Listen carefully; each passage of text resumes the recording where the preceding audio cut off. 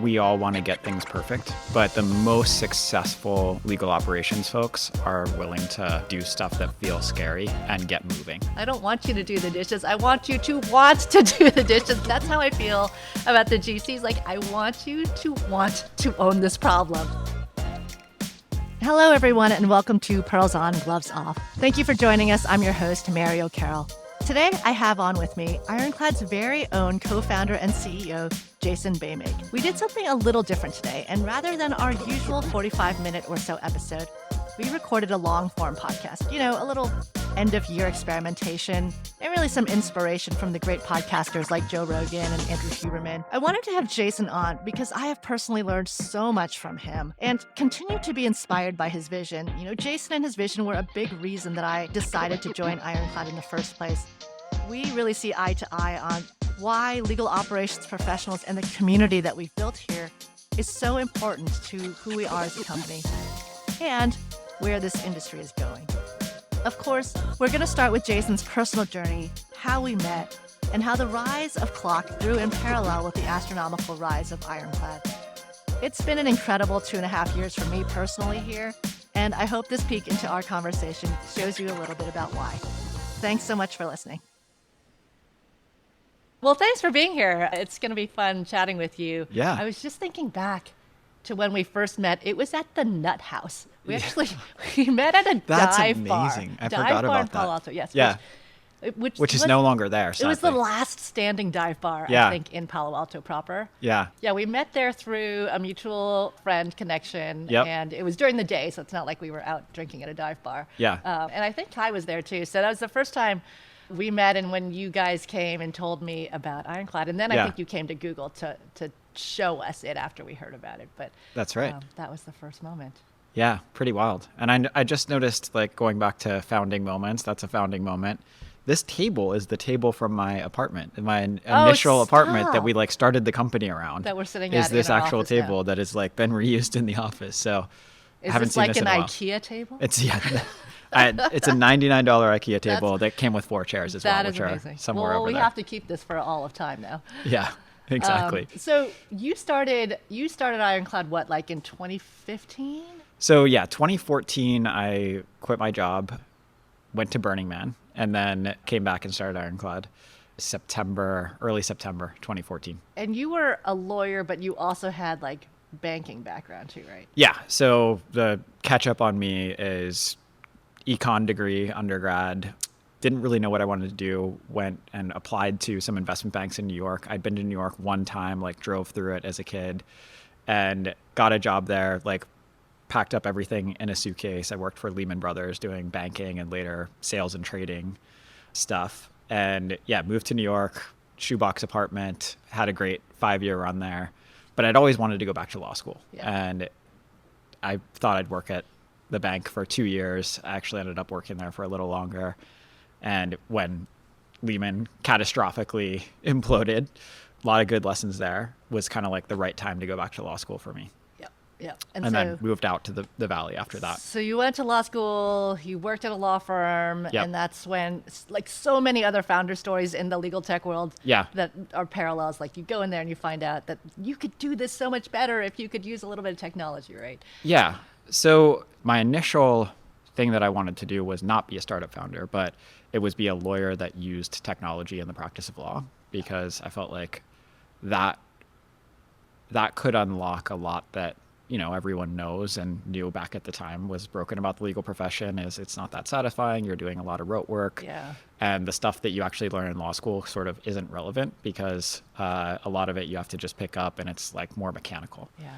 So I actually like cold emailed I just looked up who the outside counsels were that were the top, like Facebook's outside counsel and Twitter and all that kind of stuff. And was lucky to get a job with this guy, Ted Wang, who's like an investor and advisor to Ironclad. And I think I have a call with him next week, still in touch with him. And he kind of got that vision because what I pitched to these attorneys was I want to be a different type of associate. I want to be an associate that might bill a few less hours, but is going to produce automation and efficiency with the work that I'm doing that other attorneys could use along the way too.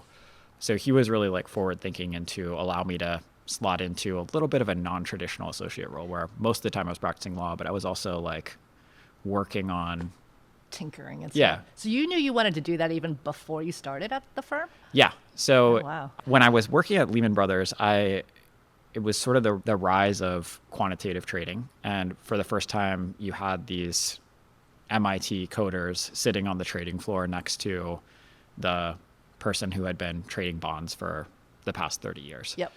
And I was really fascinated by the people writing code. Like, you could actually get all of these interesting insights into, I was on the securitized products desk, so it was like mortgage-backed securities is the primary use case.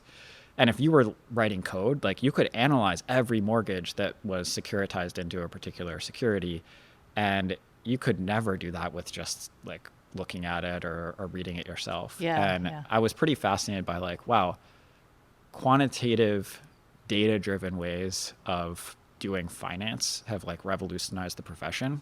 And in law school, I got exposed to the almost like hundreds of years of thinking that if the law is more of a science, it's better for everyone. And you can go back to things like the hand formula and like just these principles that we should try to make the law more quantitative. We should try to make it a little bit more of a science because it's more fair. And I kind of like just put those two ideas together of like, I just saw finance revolutionized by quantitative thinking and code. And there's a long line of jurisprudence that's sort of trying to do this. Yep. But it feels like there's an unfulfilled part of that. And so that was kind of like the two pieces of things, my Lehman Brothers experience and the study of jurisprudence in law school that put together the wanting to apply scientific methods and quantitative principles to the practice of law. Right, right. So you started tinkering kind of at the firm, and then shortly thereafter you thought, wait, I think I can go build something here. Yeah. So that was the theory. And like the reality was like the way you apply quantitative methods to law is like you just start with the low hanging fruit. Yeah. And you start with things like one of the first things I ever made at the law firm was a script that would auto create PDF red lines for you, because I went into Workshare Compare, which was the thing that you use as a lawyer, and like does all these fancy versions of a red line. And I think I counted it was like 17 clicks to make one red line, which is insane. You and I connected, I think, in our first meeting about number of clicks. Yep. And so I'm like, I'm on an M&A deal. There's like 25 things I'm redlining times 17 clicks. I'm a lawyer, so I'm bad at math, but like that's a lot of clicks. You had a finance background too, so you're not that bad. That's a lot of clicks. And I was like, there's got to be a way to like do this with less clicks. Also, I hate that I'm billing the client for this because it's just dumb. Yes. And like nobody, I don't want to be doing this. The client doesn't want to be billed for it. I've got enough work that the firm can like make money on other hours that are actually more legal thought. Yeah. So yeah, I actually had hired a software engineer on Hacker News for $50 an hour, and he taught me to code on weekends. So I was like learning to code on weekends, and then I would start hacking together this stuff. And after 2 years of doing that, realized I actually want to do more of this creation because that's where nobody's really working on it back at the time in 2014. And that's the kind of like origin story. Yeah, which is amazing because as someone who has also worked at banks and worked in big companies, I mean, it's pretty brave to just decide you're going to start your own thing. I admire you so much. I look at founders and I'm like, wow, I could never do that. Like it's brave. It's scary. And like to leave, well-paying, good, secure jobs to go off on your own is, to me, terrifying. Yeah. And I think it was even a different world back in 2014. And this stuff, like, I remember the Bay Area Legal Tech meetup. Yeah. And it was like 2 people. 10 people. and it was like the same 10 people all the time. And so this was not it's not what it is today of there's been successful companies. Right.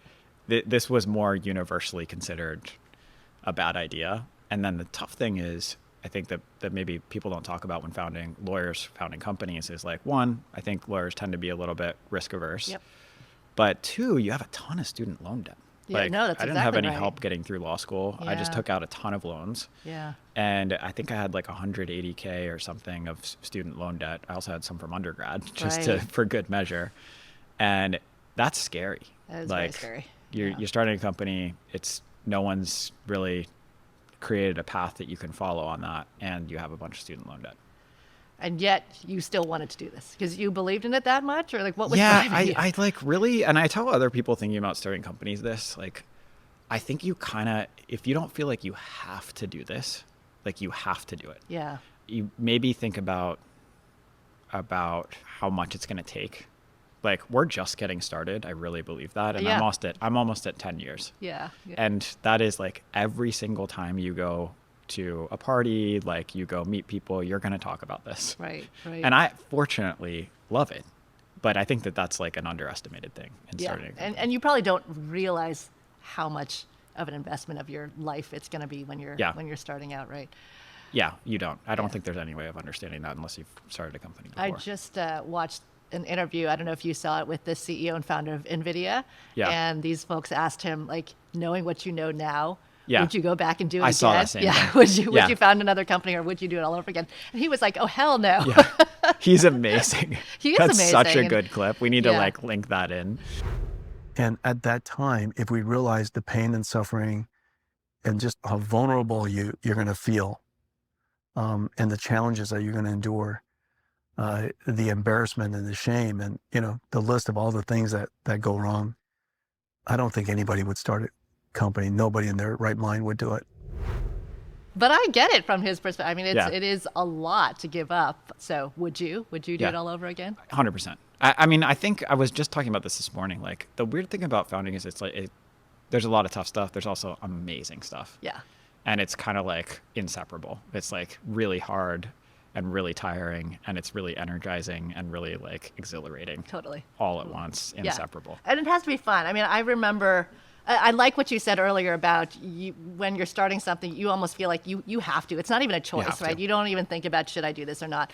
That's kind of how we felt when there was a group of us figuring out, like, Yeah. should we make CLOC an actual thing? Like, there's so much momentum. And the feeling we had was, we have to. Like, the world is asking for this. We're the only people who can do this right now. Like, we've got to build this. And the rise of CLOC we started in like 2016. That's right about when you and I had met at the Nut House, the dive bar in Palo Alto. And I think what we had talked about in that conversation was, you guys have this amazing vision for this company. I was really impressed with just how different you and Kai were thinking about legal tech and the company that you were building.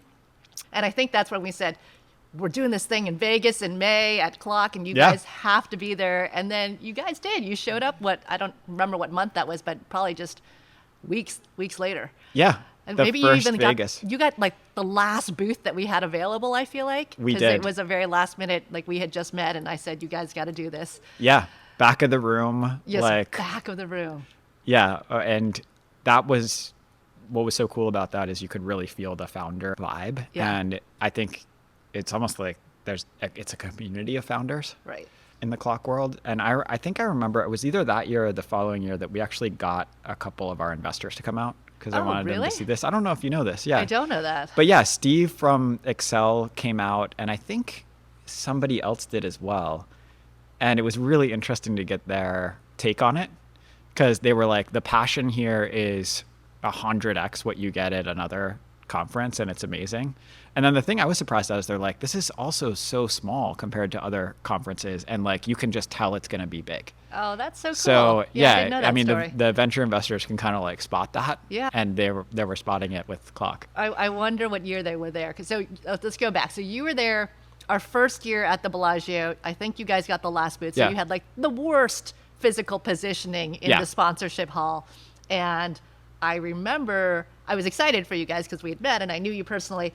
And you guys were like, let's do something different to sort of attract people to our booth. And you guys Yeah. brought in an external company to be, was it like Phil's Coffee, or someone was baristaing? Like, Yeah, so that wasn't an external company. That was us. guys were That making was your own me coffees? pouring pour over coffees. Amazing. Actually, the pour over coffee. So this is the founding desk. The pour over coffee thing is It's still here? up on the 6th Oh floor. my God, there's all this that I don't even know about our own company. Yeah. So that was software engineers. So we brought software engineers. It's basically half software engineers and half business people. Get out. And they were pouring coffee. Coffee Yeah. for people at CLOC. Yeah. And then I think I had to personally come over and reprimand you guys because we were not allowed to have external food and beverages in the Yeah, exhibit I think hall. we did like bend a rule on that one. But it worked for you. You got the It people did. to the table. It Okay, did. and then amazingly, CLOC obviously exploded, but I love how the rise of Ironclad is so sort of intertwined, like because Yeah. year over year, you Yeah. guys had a bigger and bigger presence, maybe even brought your investors in at one point. But I think in the last couple years, even the year before the pandemic, when we had to put everything on hold, Yeah. you guys were like a diamond sponsor, biggest booth on the hall, on the main stage, and so much growth in the little time between the time that I met you and Yeah. then. Yeah, true. And I think, CLOC has been a big part of what we want to do here. And I think going back to the early days of Ironclad, so Kai and I met, we got into Y Combinator, and like one of the only legal tech companies to come through Y Combinator at the time. And Sam Altman was president at the time, Sam right? Altman was Which is very president. cool. Yeah, definitely. Yep. That's how we got to know him. And one of the YC has a couple YC-isms, and that are just proven wisdom from the, I guess, thousands now of startups that have come through. One of them is like, it's better to be liked by a small group of people it's better to be loved by a small group of people than just merely liked by a lot more people. Yeah.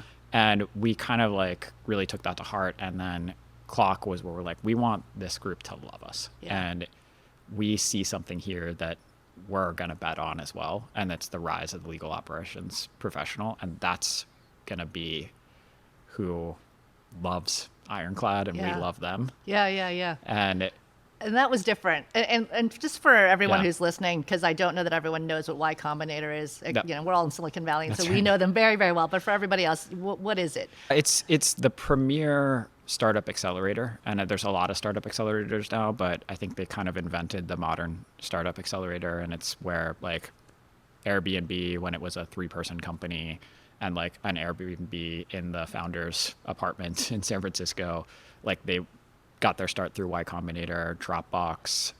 I'm trying to think of some of the other companies. Probably, Stripe, right? exactly. Yeah. Tons of big companies now. Yeah. Instacart, maybe? Instacart. Yeah. Yep.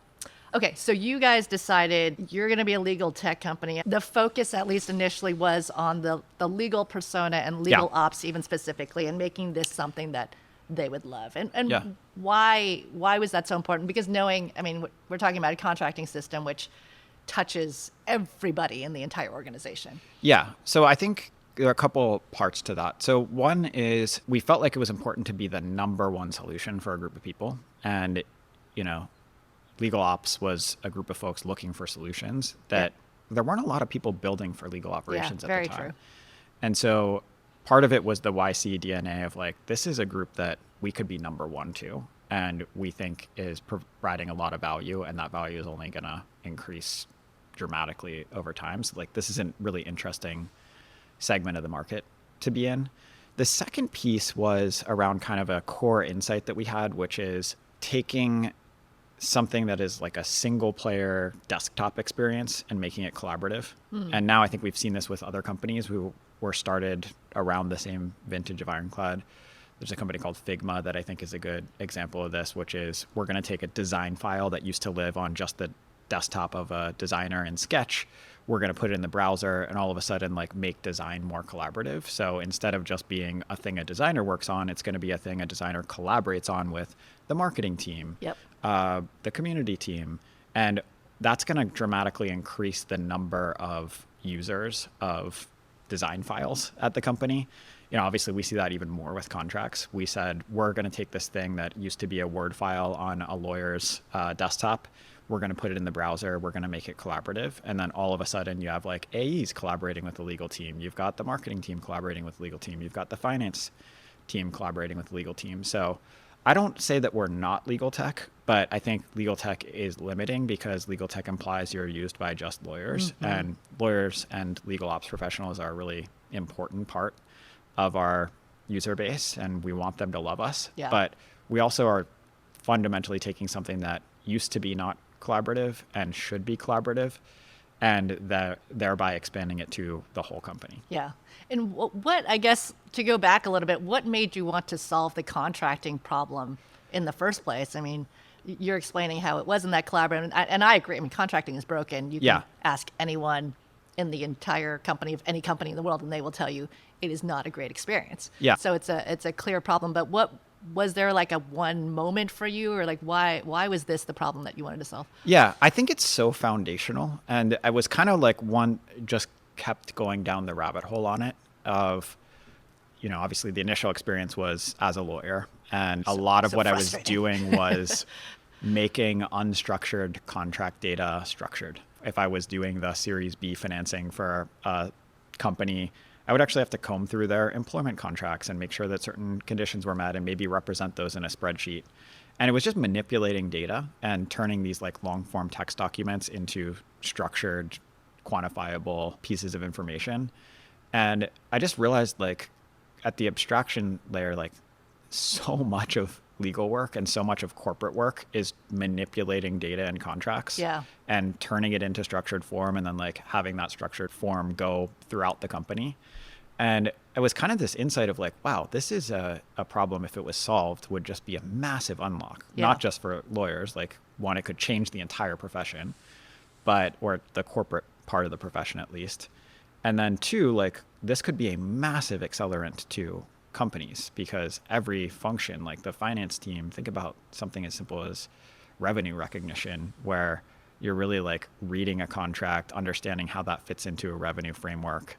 And this is a very manual process at most companies, but there's no reason why that shouldn't be an algorithm that just runs on the top of your contracts and takes that structured data and like interprets in a way that is useful for the finance team. So it was kind of like fascinated at how foundational that problem was once you started seeing it through that lens. I remember the time that we first met and you were telling me, the vision of what you wanted to build here at Ironclad. And people ask me all the time, why did you join Ironclad? And I go back to that moment. Like I knew you guys had something. I knew you guys were going to be something big and that it was going to be different because of the way that you were thinking about the problem. And it wasn't technology for the sake of like, let's just make things faster. Let's just make things more efficient. Let's just make things cheaper. It wasn't just about like, as I always say, automating a broken process. Yeah. You were like, the whole thing is broken. What is the purpose? Like going back to the why, like why do we even have contracts? And I know, spent a lot of time thinking about like why contracts even ever first came into being and what purpose they serve and how they could be turned into data and how they can be thought about differently. That has always stuck with me as a very different perspective than a lot of other sort of technology companies that we're seeing in our space today, which is what really attracted me to the company because I like that's something I can get really excited about, and I think you're absolutely right about it. But yeah, I guess tell me your thoughts on it is broken, but we're not just trying to speed it up. Yeah. Right? What is it going to look like, I guess, in your view? Well, I kind of, the thing that continues to really fascinate me about the contract is like how foundational it is to the way that we work. In another life, I sort of wish that I had Kai's brain, my co-founder, and was good at physics in addition to software engineering. But like physics is one of those things where I know just enough to like, if you know about physics, you see the world differently. We're looking at a table here, but like really like this is molecules and atoms and like there's so much more that's maybe not obvious, but once your mind starts to see the world that way, you can't unsee it. Yeah.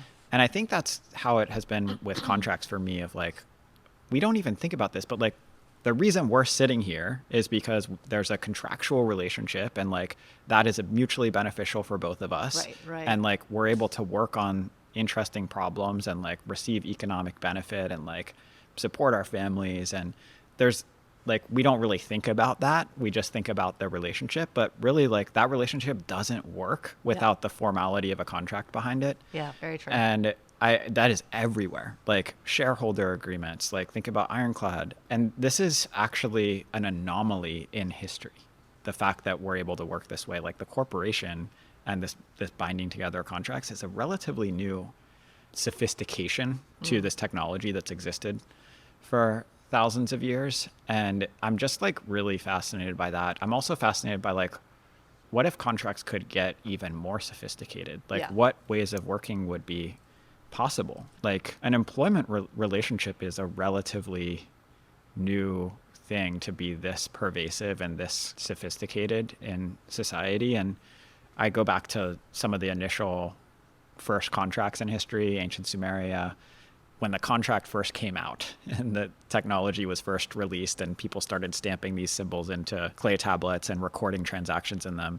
I like to think about the people who were working with the new technology and weren't. And you could imagine this group of people who's trying to remember everything in their heads about these increasingly complex business transactions where like grain's arriving in 60 days and like you got to have the payment ready and like it has to be turned into beer, which is like a primary resource back then.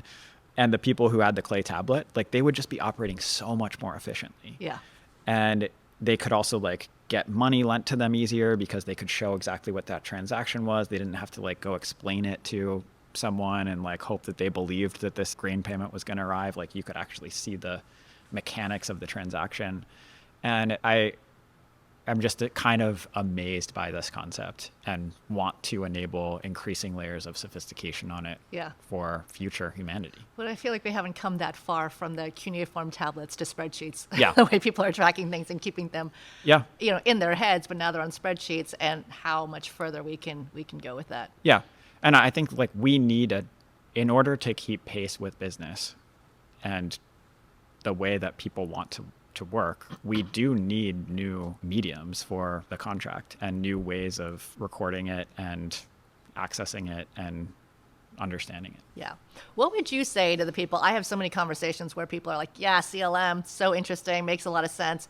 Our company needs it. Everything's manual through spreadsheets. But you know what? It's okay. It's not that broken. We're getting by. Yeah. Like, I feel like there's urgency. And, I can give a 30-minute dialogue about why you need to do this right now and why it's really important. What would you say to someone who's like, it's not really broken right now? I think this is maybe an area where I will give an unexpected answer. I think it's fine for people to do whatever they want to. Like, I don't think people need to adopt AI if they're not ready for it. Right. I don't think people need to adopt CLM if they're not ready for it.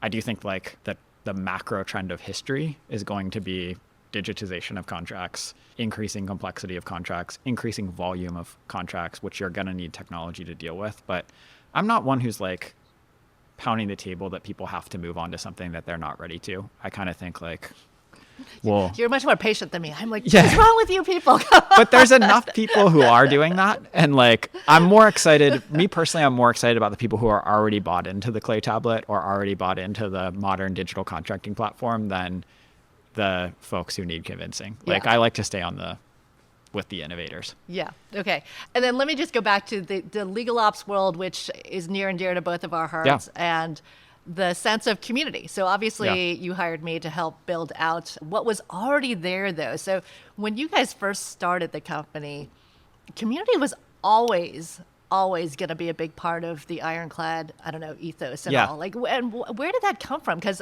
even looking around now, there's not a lot of companies that have a community focus, but you had that, in 2014 or so. Right. Well, there's a lot trying now. And I think this is one of the things that we talked about when we were inventing this role here together was, hey, I think we're not just going to do an interesting thing at Ironclad. Like, we're going to help invent this for the whole industry. And I think like, our investors' portfolios now come to you as someone who's figured this out. Yeah. Yeah. But yeah, community, in some ways, this is the great thing about working on a unappreciated problem is you really do have more time and space to explore the problem than like, in some ways, I think the AI startups right now, it's exciting, but it's also like, it's such an obvious thing to be working on that it's a very chaotic environment. Like there were no other companies in 2014 working on the same thing that we were working on. Yeah. And there were also like, it was hard to get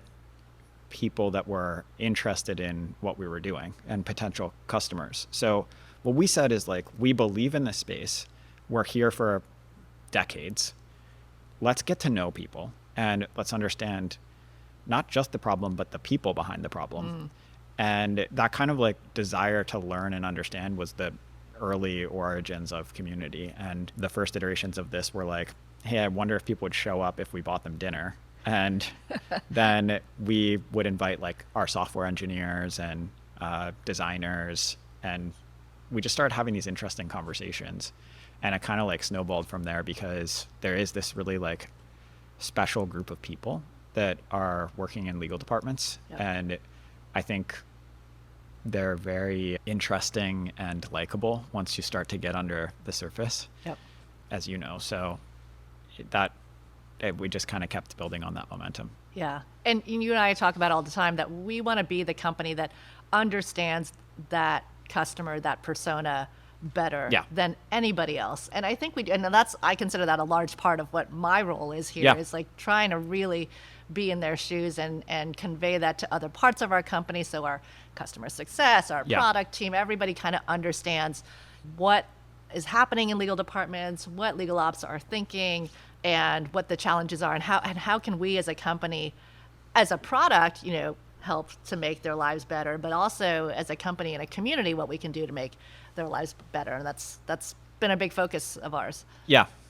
So, I mean, to go back to some of the CLOC stuff, like, how's it been for you being a founder and going from, just getting a bunch of casual people together around a table to talk about legal ops to where we are today, which is like CLOC, which you are a founder of, is its own giant and impressive organization. You're obviously have started something new at Ironclad in the community function here. Yeah. Tell me a little bit about that journey. It's been really rewarding. And I go back to kind of what you said earlier. Like, it's not even it doesn't feel like a choice. Like, it feels like I have a responsibility to advocate for the legal ops profession and to help better define it, make sure it stays on the right track, make sure that it's viewed as a senior executive strategic role in an organization. And I enjoy that. So it's like you said, it's work, but it's fun and it's my passion and it's what I want to do. And I feel like I've been very lucky. You and I talk about this all the time, that I have a CEO like you, Jason, who really gets it, who understands, the value of the community, the value of having this role at Ironclad, and also just the ability to I don't go out there and talk about Ironclad much at all. I don't, have a podcast that's about CLM. I think it's really about advocating for transformation in this space and modernization and investing in legal operations and really thinking about how can we deliver legal services differently. That's kind of my soapbox, and everyone here has been very, very kind in giving me that platform that I think I can do it even better here than I was able to do it when I was at Google and CLOC. And I say that because, even the title of this podcast, Gloves Off, there was a lot of stuff that I don't feel like I could say, honestly, authentically, because of, I had Google behind me. And I also had to be very fair to sort of everyone in the CLOC ecosystem. Yeah. But now that I'm here, I feel like I speak on behalf of Mary and can really sort of say, here's what I think is broken. Here's the mindset that needs to shift. Here are the things that are going to change, and people might not want to hear it, but this is what we need to do. And so I feel I'm very blessed to be in this role, and I've been given a lot of freedom to do that. And I think I'm uniquely suited because of what Ironclad has allowed me to do to sort of be that advocate. Whereas, obviously the amazing board at CLOC is still there, and also all these other people in our community who have also stepped it up and are sharing and being very vocal. But I still think that I can say things that even they can't say. And they call me all the time and they're like, thank you for posting that, or thank you for saying that, because we can't say that. So it's been great. And I feel like it's just a continuation. Like, I've been on this journey from the in-house side to trying to create a global community to, advocate for this. I was at the law firm before that, and then now doing it from a legal technology company side. And, another reason I joined Ironclad is because I really think that we're finally at the point, and when you and I first started talking about this role, you kind of could feel that we were at a tipping point in the legal ecosystem, that there was new technology entrants, new interest, of course, from all the venture companies, but coming in to create this no code, easy to use, something that's really focused on the user, which to me is going to be, and is already, this big driver, this catalyst for the change in our industry that's here. And it's kind of been coming. We've been talking about it for a long time, but tech was always kind of in the background as something that could enable a lot of change in people and process. But I think tech is now the driver of the change, and especially with AI, and we should talk about AI, but digital transformation being the topic of every conversation.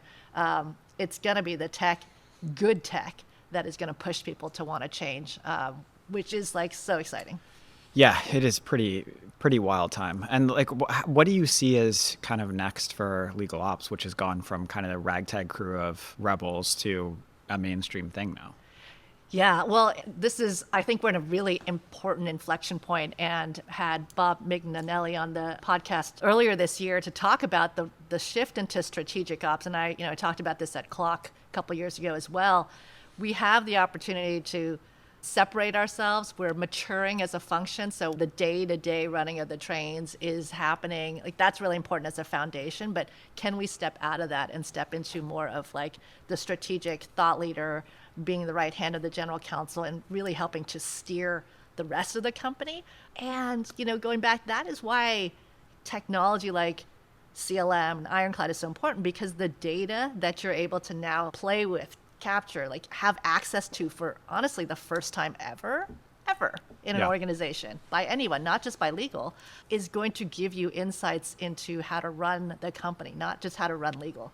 So that's what really excites me about why I think CLM is really important as the first step for legal ops in order to get that, impact to the bottom line of the company. Yeah, I really do think that there's a kind of rise of the ops function broadly. Yeah, and beyond legal ops, at companies. Yeah, and there's almost like a convergence where it seems like the leading legal ops folks are like starting to collaborate more with the revenue ops people who are like absolutely critical to running a revenue function. And it really seems like we're in a dawn of a new era of the importance of ops broadly at companies, which is cool. I think so too. I used to wonder if there would one day be like a centralized ops function where you had sales ops, finance ops, legal ops, like all reporting into a COO. I haven't seen that yet. I've seen a couple companies expand legal ops to be like more G&A ops, some with sales ops, but we'll see. We'll see. Exciting times. Exciting times. What would you think, in terms of giving advice to our community, are the keys to success when they're thinking about technology or even contracts? So I kind of think like momentum is underappreciated, and we all want to get things perfect, but the most successful and impactful legal operations folks are ones who are willing to honestly take a risk and do stuff that feels scary and get moving. Yeah. It's kind of like, what's the Mike Tyson quote? Like, everyone has a plan until they're punched in the face or something like that. I don't know that quote, but I like it. Yeah, exactly. Relevant to the title of this. And I kind of think that's right. Like, you never know how implementation or launch is going to go, and you learn a ton of stuff. Yeah. So getting stuff out there early, taking risks, rolling with the punches, and those are the ones that, like, on iteration 5 or 6 are light years ahead of the kind of more careful approaches that might try to get everything perfect on the first touch with reality. And I think that that's kind of a underappreciated, and now, having seen this thousands of times, what separates the top 10% from everyone else is like the willingness and honestly skill, because there is a skill there of getting stuff out there early and often, even at a big company. Reminds me of the conversation we had recently about how the founder life and the legal ops life actually has a lot of parallels. Yeah.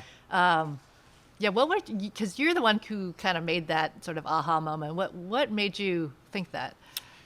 Well, I think, I realized that and one of the reasons why I think community is so important here is it is kind of an isolating function. It's so lonely. Yeah. Yeah.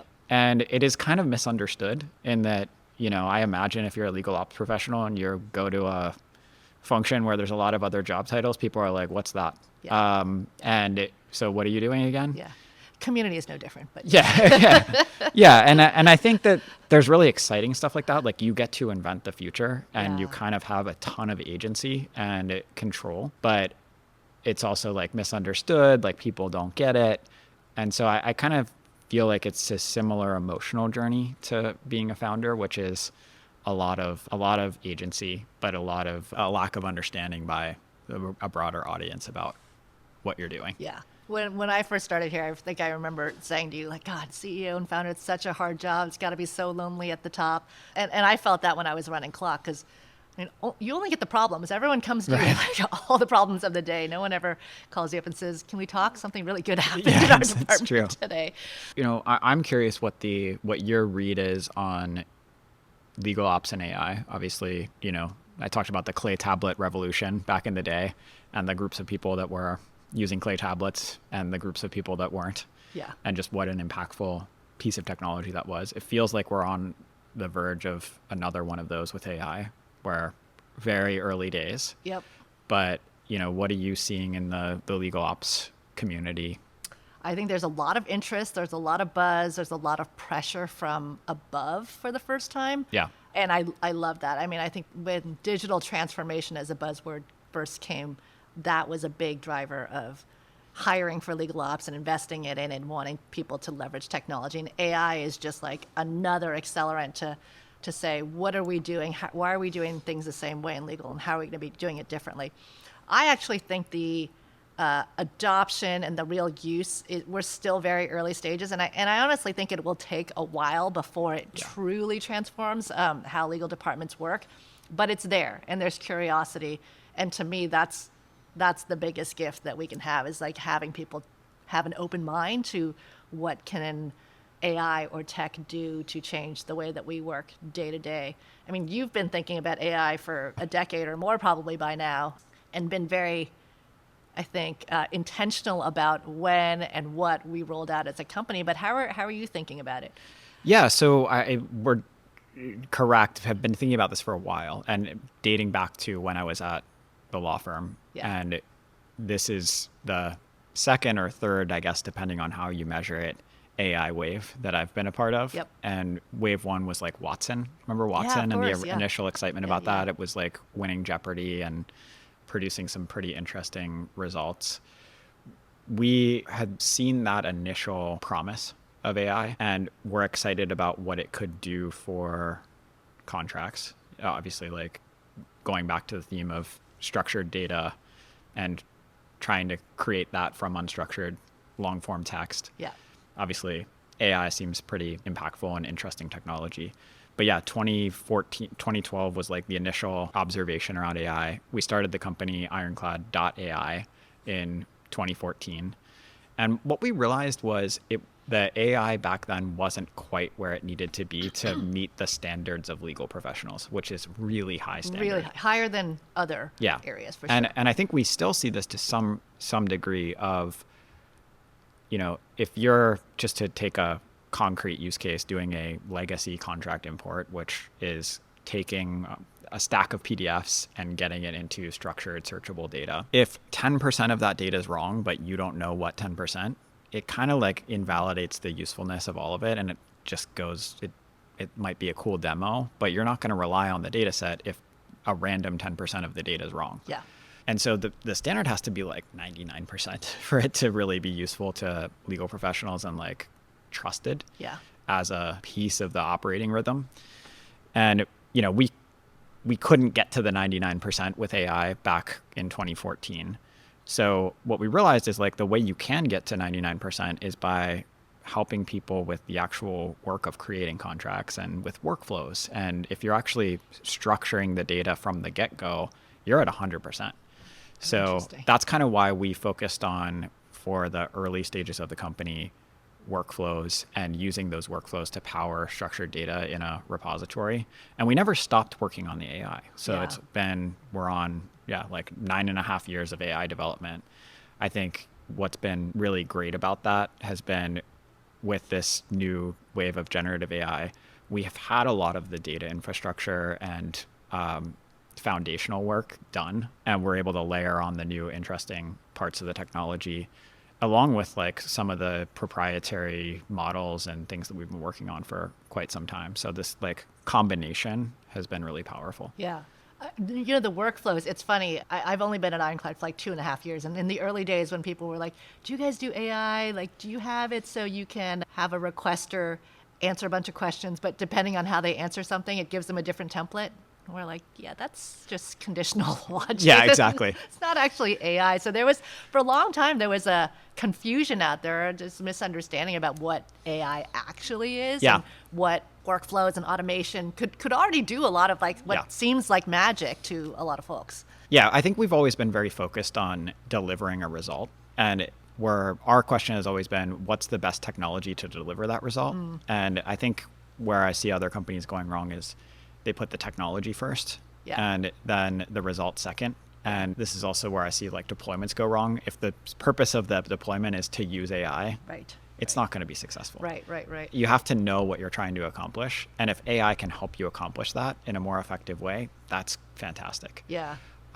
But we've always thought about it as a business problem and what's the most effective technology to apply. And there are still some use cases where like simple workflow automation is going to get you a better result than fancy AI demo. That's right. Now, the results that AI has been able to deliver have expanded by more than 10x recently. And like there's some very exciting things going on with and because we were so intentional here, so Kai, who's your co-founder and our chief architect here, he is our sort of AI expert and kind of been on the cutting edge of things for a long time.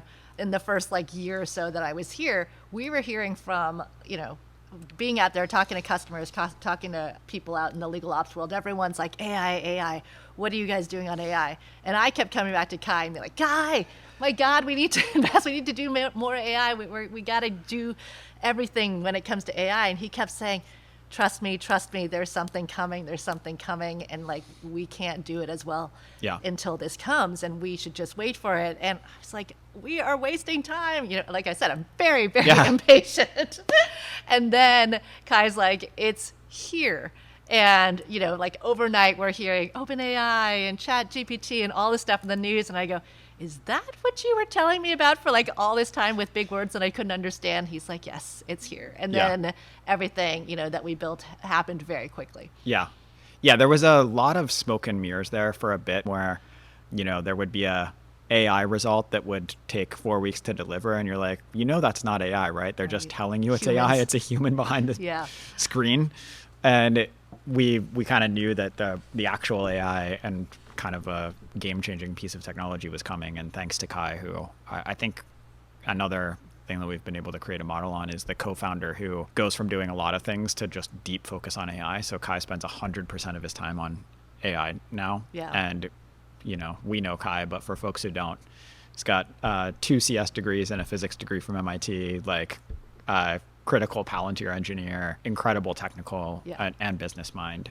So having a co-founder that has the mandate to do that has been really powerful. And I think the internal credibility and credibility with customers to make big company defining bets around it has been impactful for us. Is that something you came up with? I mean, I'm always impressed with, I've told you this, and now it sounds like public sucking up, but you are such a great leader and CEO. And when we heard this, even as I was interviewing from all of our board members who are, working from Sequoia and Excel and Bond with some of like the greatest CEOs out there, the fact that you're like, we need to focus on community and we want to make this a big core area of the company. We want our co-founder to focus on this. I mean, you even have an executive coach who we're going to have on the podcast soon.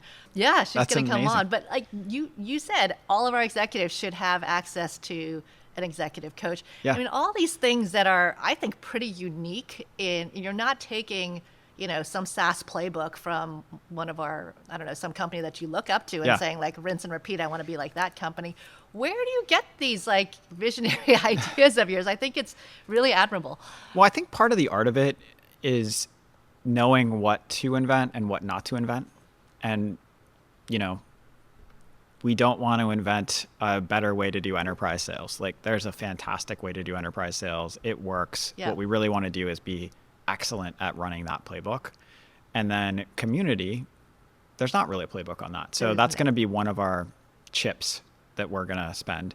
And Kai and I have talked about this before, but I've kind of have a viewpoint of like, at any given point, you have just a few innovation chips that you're going to play. And being really smart about what those very limited amount of bets that you're going to make are. Community's been an innovation chip. We're going to go invent that. We're going to like hire you. We're going to hire Alex. We're going to do this like stuff that hasn't been done before. But you can't do that. In order to really do that well in some areas, you can't do that on everything. Yeah.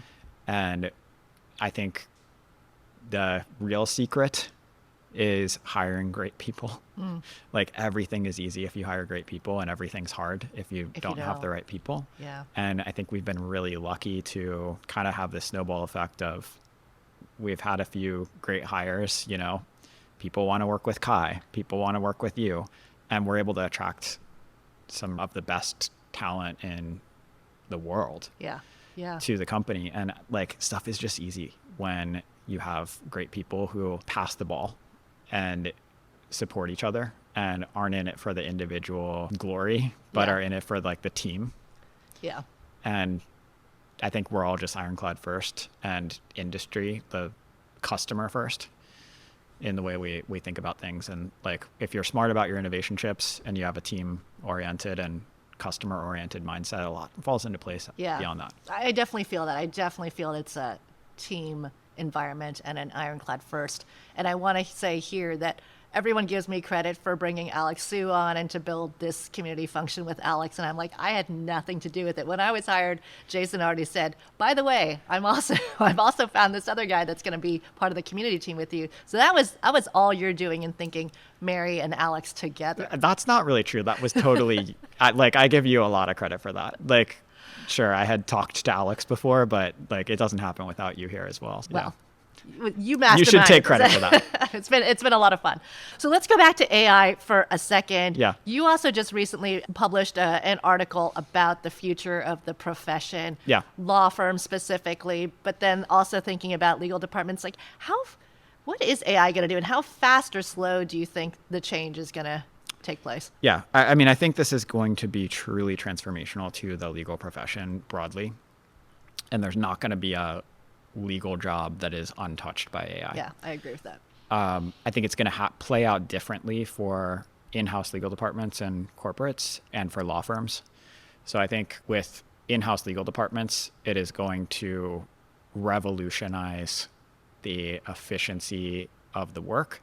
And most importantly, it's going to give legal departments access to data and the ability to communicate that data outside of the function.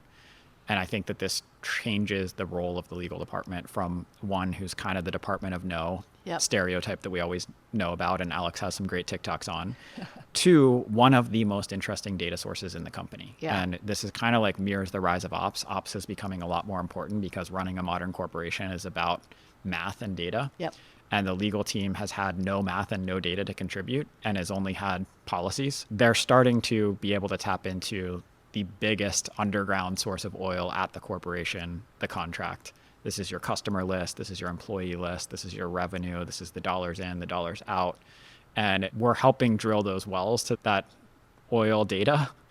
And I think that's going to be like fundamentally transformational to the legal department. Yeah. And that's kind of the role of AI, is like, let's make this data accessible and able to be manipulated and created. That's right. So like the data in that, the oil, right? The gold that is the data. I totally agree with you. I think this is what is going to transform what legal departments do, what their charter is in a company. And AI is allowing us to get access to that where it wasn't accessible before. And people say, oh, you could look for it. It just took a long time. You can't. Like, if you really have a big company and you want to find out something, you can't hire enough people. You could hire like 100,000 people to work day and night to read through the history of all your contracts and then manipulate it and try and figure out trends. It's actually impossible. Yeah. And now you can do things, with the push of a button, very realistically. Mm-hmm. What are some of those things that you think are going to be surfaced when you have access to that information that we've never had access to before? Yeah, so there's a couple things. Like, one, I think there's going to be like more of a gravitational pull of senior operational leaders to legal ops and the legal team, because the best COOs in the world are the COOs that are ruthless and curious about what new data they can get. Yeah. And they're starting to realize, I think this is like very, very early days, that the legal teams are an incredible source of data. and that specifically the contracts are an incredible source of data. So I think that's one trend. I think another trend, and this will relate to the law firm side of things, is we're going to see the rise of the quant lawyer and the data-driven legal team. And we're going to see a lot higher quality decision-making and like consistent decision-making. Like I think everybody knows right now, if you're at a big company and you go get a contract reviewed, it's very dependent on which lawyer picks up that contract review of how they're going to review it. Now, maybe they're operating on some like sort of unified playbook, but you're really getting the person. And I think what you can start to get in the future is more of the algorithm that as it's delivered through a person and supervised by a person, but we're going to see more quantifiable decisions. And I think we're going to start seeing trade-offs like, hey, if we put this term in, the data says that it's going to add 7 days to the deal cycle time and it's going to reduce our risk by 23%. What decision do we want to make? Do we, if we're 6 days from quarter end, I don't know if we want 7 days added to the deal cycle. So maybe we're okay with 23% more risk on that contract. Yeah.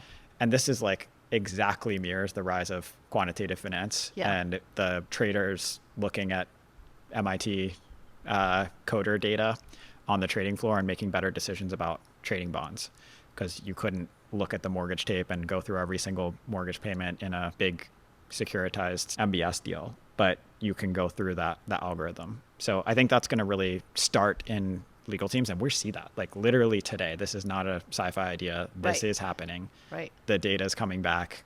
We've got lawyers negotiating contracts 20 times faster and better on the platform today. This isn't like a magical idea. I think what we're going to see over the next 10 years is that innovation flow through to law firms and the business model and economics change around law firms. So people have been predicting the death of the billable hour Is it actually going to happen, Jason? I don't think so. But that's part of the reason why I think that this is actually going to change, because it doesn't require a different economic model for the law firms. I just think it is a different capturing of value at the law firms. Okay. So I think if you look at law firm economics right now, it's the billable hour, it's how many hours you bill your customers. And the way that partners can expand beyond the number of hours they have in a day is they can have responsible associates below them that bill out more hours, and they capture some percentage of those hours. And it's a pyramid structure. So you have one partner at the top, you have many associates at the bottom. It's not great for anyone. Like the partner's actually losing a ton of value because they have to pay all these associates to do work that they only capture a percentage of. And then the associates is terrible work because like 1 out of 10 of them will actually make partner, and the job dissatisfaction is extraordinarily high because the work is not that enjoyable. And when I started Ironclad, even though it was early days and totally unproven, the amount of attorneys that I had reach out to me and be like, I will take 40% of my pay to just like come work for you because I want to do something else was extraordinary. I think what's going to happen is partners are going to be able to capture more value through AI. And they're going to, instead of asking the associate to write up a memo about risks and edits that they might make on a certain transaction, the AI can write the memo. And maybe what can actually happen is the associate can supervise the AI that writes the memo, and the associate can run 10 of those different tasks and supervise 10 of those different tasks at the same time.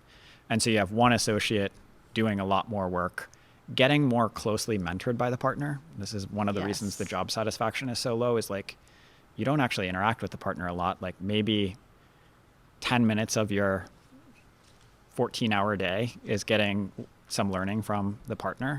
I think you can have one associate mapped, or a couple associates mapped more closely to the partner. Partner can capture more of the hours and work on more clients. And the associates can have better, more direct connection to the partner. This is going to mean there's less associates, but those associates don't really want to be in those jobs anyways, at least the ones that aren't on the partner track. And I think what they can have is more interesting variety in legal jobs. The types of roles. So right. we've hired a bunch of lawyers here. We've got lawyers in every single job function here. Like Alex is a lawyer. We've got lawyers on our sales team. We have lawyers that are engineers. I think there's a lot more, and their expertise is relevant. I also think there's going to be like a more higher variety of jobs within in-house legal departments. Yeah. You may have like someone who went to law school, is trained to think like a lawyer, working on the custom AI implementation or like the custom clauses that you're getting through your Ironclad AI. And I think there's going to be more variety in legal jobs, which is exciting. Which we're already seeing. And I echo your sentiment. I can't tell you how many LinkedIn requests I get from lawyers who are like, I want to move into something different from lawyering, but stay within the legal or legal tech and legal AI world. So there's a lot of more opportunity, which is, I think, good for everyone.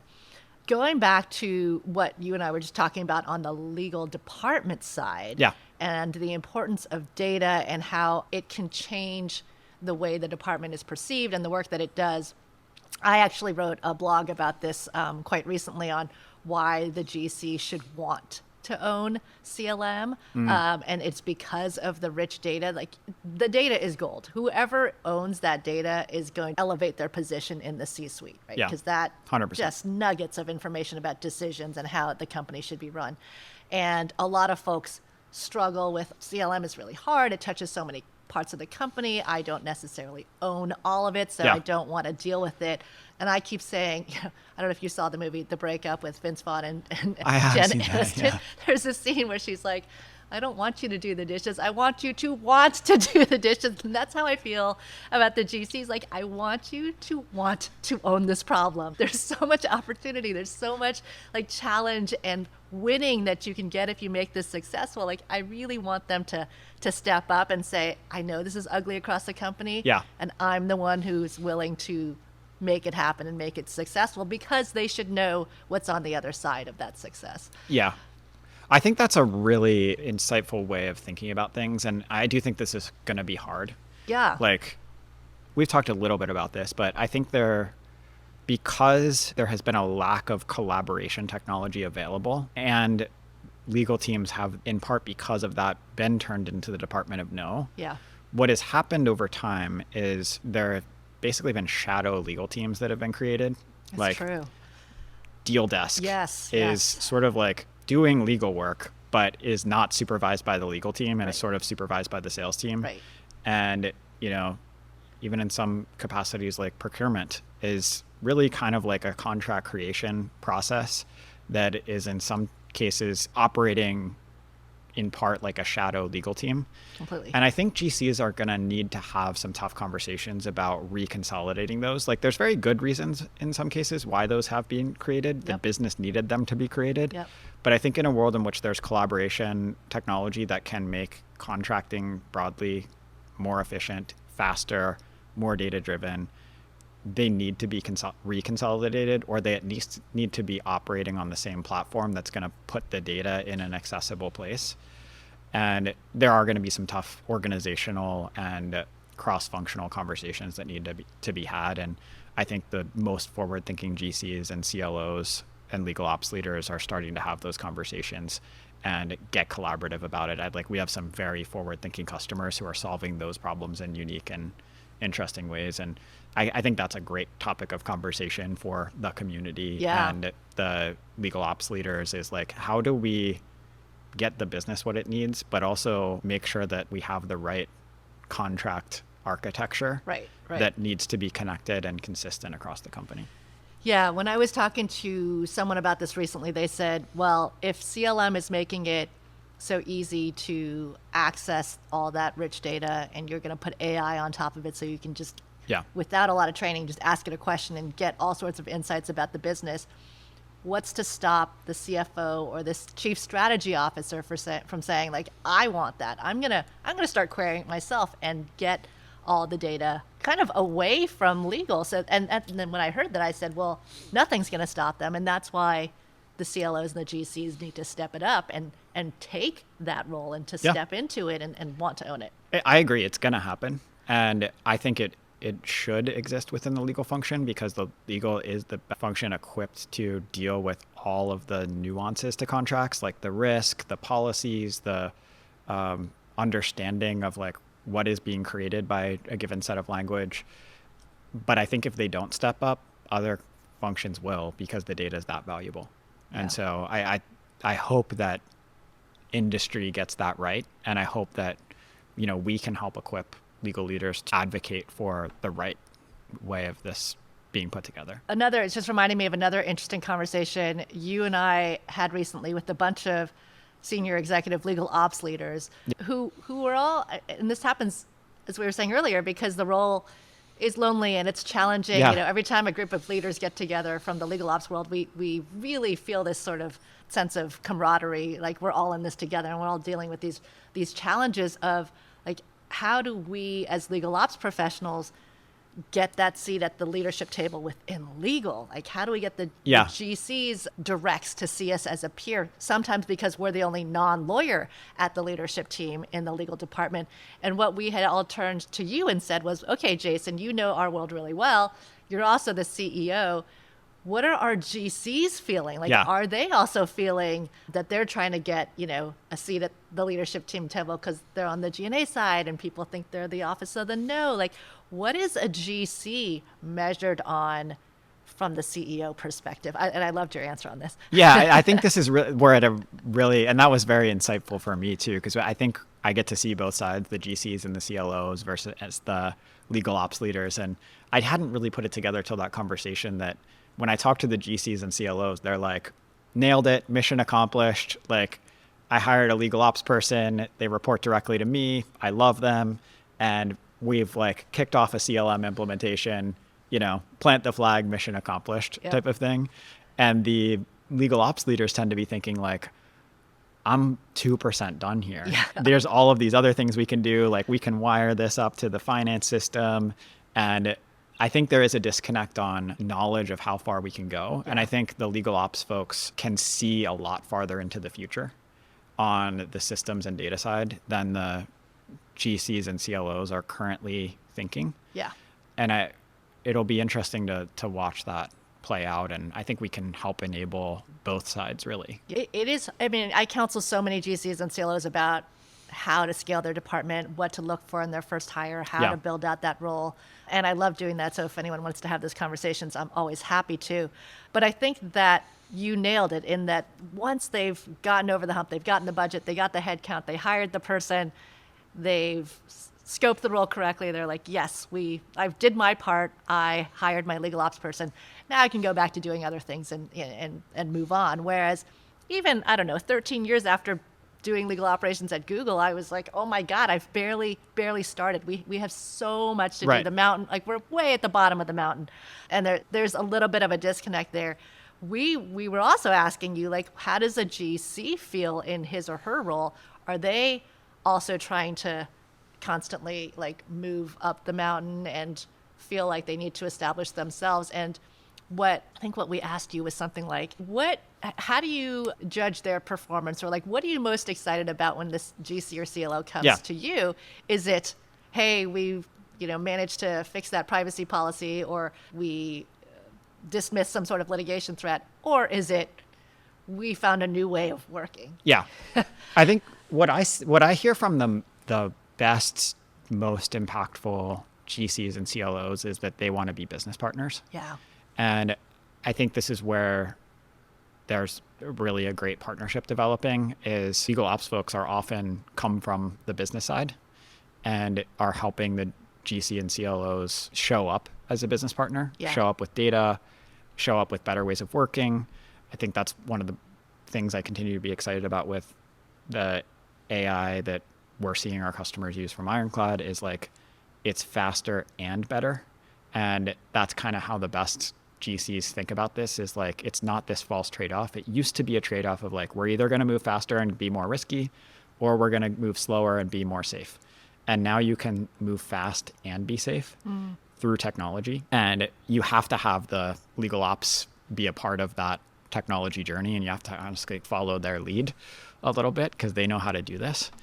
But I think that that's kind of like the best GCs and CLOs. They want to be business partners. Yeah. And I think for the first time in decades, they've had the right tooling to actually show up as a business partner. That's right. That's right. So it's an exciting time. Yeah. Okay. So now as you're thinking about Ironclad, one question that I used to ask folks even when I was at CLOC, when talking to other founders and CEOs of legal technology, how far do you think you are from the finished product of like where you see where the product could or should be as Ironclad? So I think I'll answer that in two parts. So with respect to CLM, we're there. There is thousands of different use cases. There's AI, there's like workflows, there's like the best security. And I think what's really cool for me is this year I'll be passing 10 years at Ironclad, and like we've got the CLM system that I dreamed of literally back in the beginning. That's a really cool feeling. And it's not that like we're not going to keep improving it, and like there's a million things we want to work on, and like we're really hard on ourselves about what can be better with it. Yes, there's still a lot that there's a ton I think can be better too. But I think like in terms of capability, there's not a capability that I'm like, I wish we had that ability to do that use case. What I'm really excited about is kind of what's always been our long-term mission, which is thinking less about things from a CLM mindset and more about things from a digital business contract mindset. And we've always been pretty aggressive about this. We have the world's leading click wrap technology. And click wrap is basically APIs for doing contracts. So if you click an I agree button, we've actually read the court cases. We've done the compliance to make that legally binding. We'll get you the evidence to show up in court if you want to enforce that agreement button.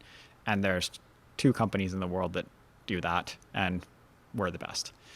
That is definitely not a CLM capability, or it has not historically been a CLM capability. And what we continue to do is think farther out about what does a digital business contract need to be. Yeah. And, I'm excited for some of the stuff that we're going to have coming out this year and beyond that continues to give our customers a full suite of capabilities around the business contract, some of which are historically thought of as CLM and should be thought of as CLM, and some of which are kind of net new beyond the boundaries of what historically has been CLM. So that's kind of what I'm excited about. Do you think there's an end point? Where we are today, there's CLM, there's digital contracting, and there's a lot more that we can do.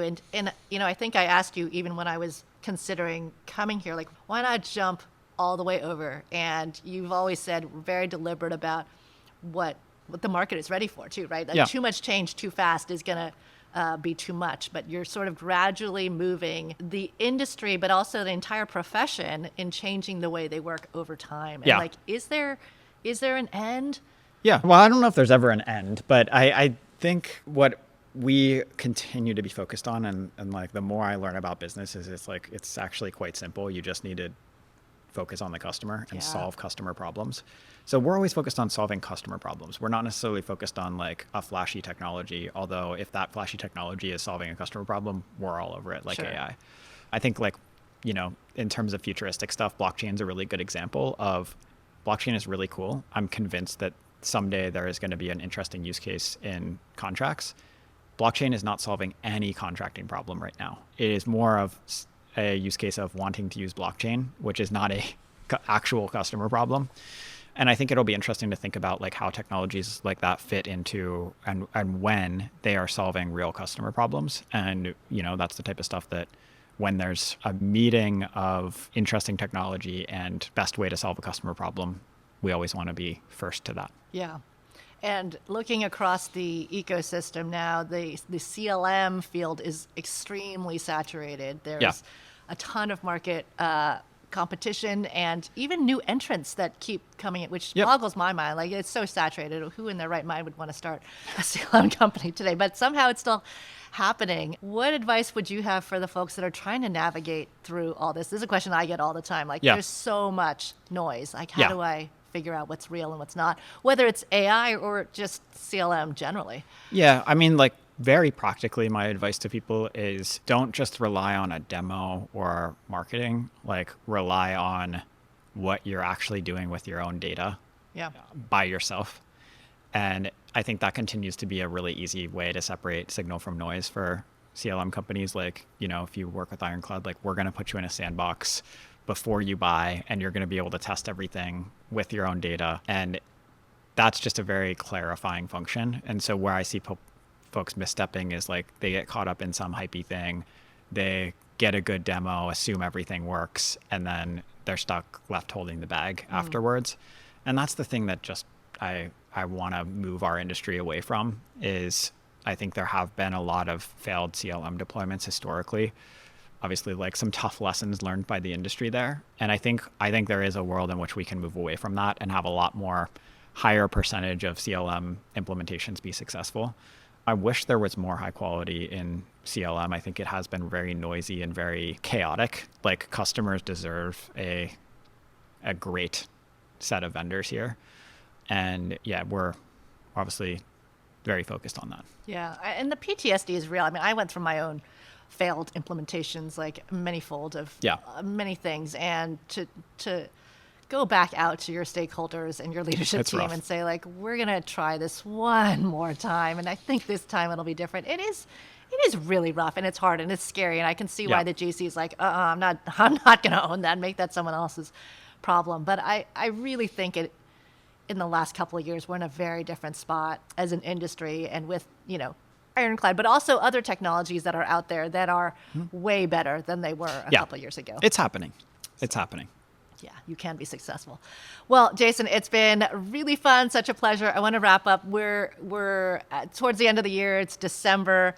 I'm sure you're a Spotify listener. What was your Spotify Unwrapped? What came up on your most listened to either podcast or? I switched to Apple Music this year, so I'm not super happy with the UI. I may switch back to Spotify, but I need to log in and see what my Unwrapped is. So you don't know? I'm trying to think. I've been listening to a lot of Drake this year. Yeah. Yeah, Drake on the hip hop front, and then Bicep on the electronic music front. Oh, okay, that's different. Yeah, there's a SoundCloud Bicep at Saatchi Gallery that I really like. So a lot of if you've read any thing I've written at Ironclad, that's probably been on the background for the past quarter. Yeah, and people probably don't know, there's a huge music culture here at the company. Huge. Both of our founders are musicians, so you're like a seasoned DJ. Kai, your co-founder, is a concert cellist. Yeah, there's a ton of music culture here.